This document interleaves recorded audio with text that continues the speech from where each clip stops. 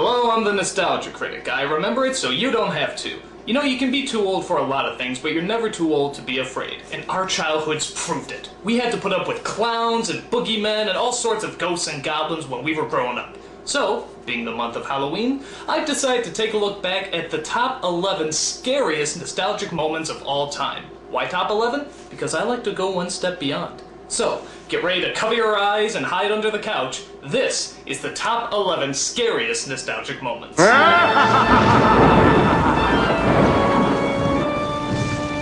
Number 11.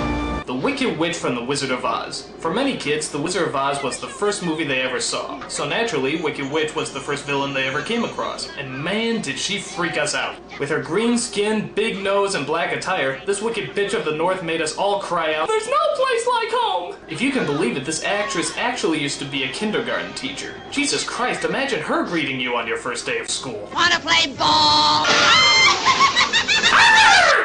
Number 10. The tunnel scene from Willy Wonka and the Chocolate Factory. For the most part, Willy Wonka is just an innocent story about a boy who wins a golden ticket to a factory of wonder and imagination. But suddenly goes fucking nuts when it enters the death tunnel from hell. I'm gonna be sick. Every creepy image you can imagine pops up here. Snakes, lizards, Gestapo wannabes, even a scene of a chicken getting its head chopped off.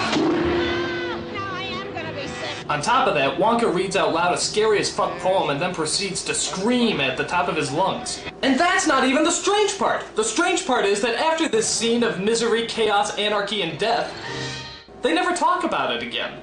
They just go on their merry way like nothing ever happened. Man, if I was in that situation, even if we got up to the part with the giant geese, I'd be like, dude, what the fuck was up with that tunnel? I always thought to myself this scene would make a lot more sense after I grow up.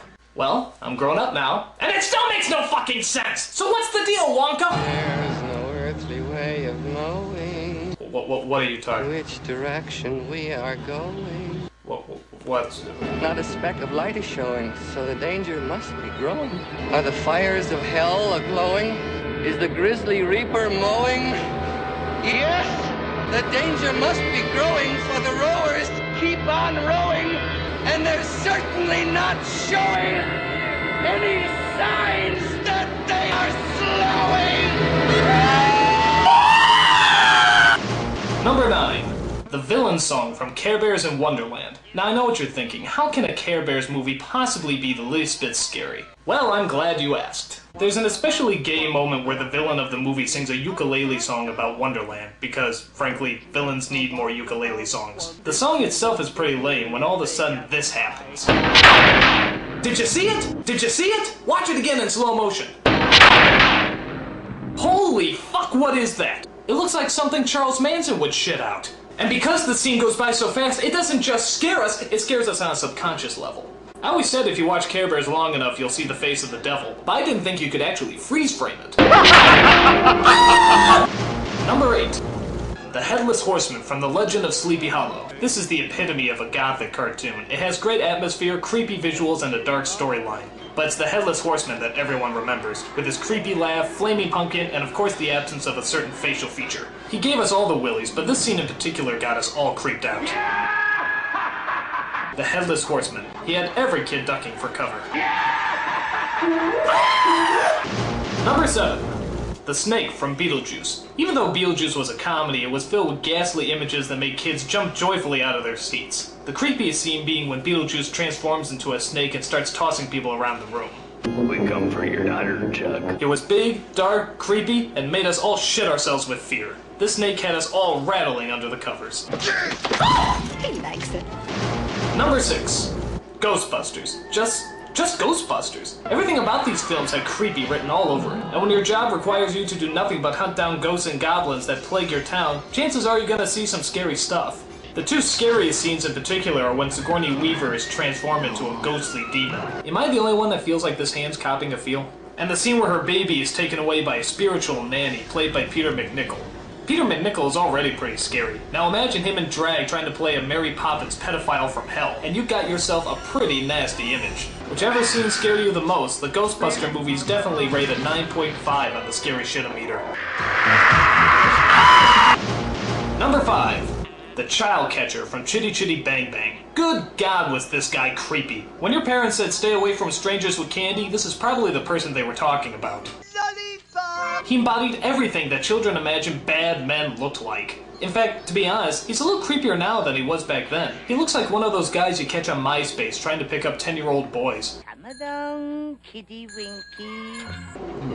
Whatever reason he creeps you out, he's one bad customer. And my guess is he'll be ringing your doorbell reading a court-required notice sometime soon. Number 4. Large Marge from Pee-wee's Big Adventure. This is a funny movie whether you're a kid or an adult. However, there's one scene that just comes out of nowhere. It involves a truck driver named Large Marge who starts telling a ghost story about the worst accident she's ever seen. And when they finally pulled the driver's body from the twisted, burning wreck, it looked like this. What the hell was that? She's just telling a story all of a sudden. I mean, it just comes out of nowhere and catches everybody off guard, even the adults. We find out later that the Large Marge that Pee-wee was riding with was actually... At least I don't have to see that sequence again. Ah! Can we cut to a less frightening part of the movie? Ah, that's better. Ah! Number 3. Judge Doom from Who Framed Roger Rabbit. Everything about this movie kicks ass, and the villain is no exception. He's tall, he's dark, he's Christopher Lloyd, right on the money. The best scenes, though, come at the very end when he transforms into a half-man, half-toon psychopath. And you could count the bricks we shit after seeing this scene. If Stephen King did a biography on Mickey Mouse, my guess is he probably looks something like this. Judge Doom. He's not bad. He's just drawn that way. Number 2. The Clown from Poltergeist. This is back before the PG-13 rating existed, so lots of kids usually flooded to PG-rated scary films like this one. And boy did we regret it. This clown had all of us looking at our toys funny.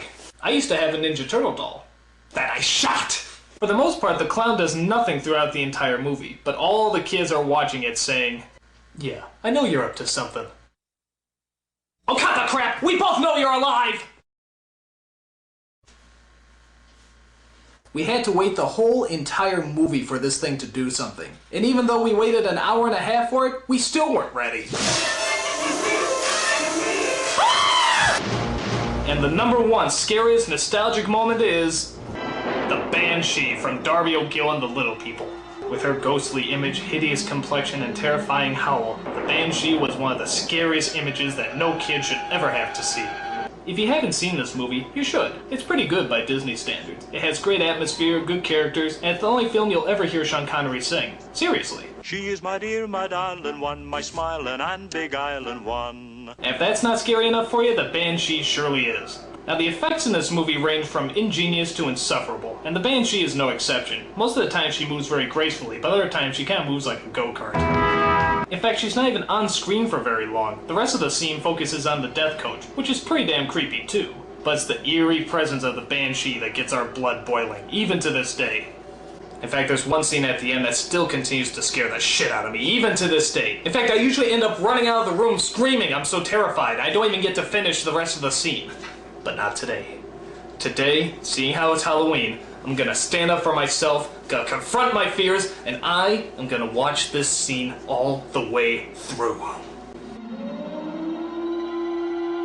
There's that creepy howling outside. There he goes, about to open the door. Here it comes!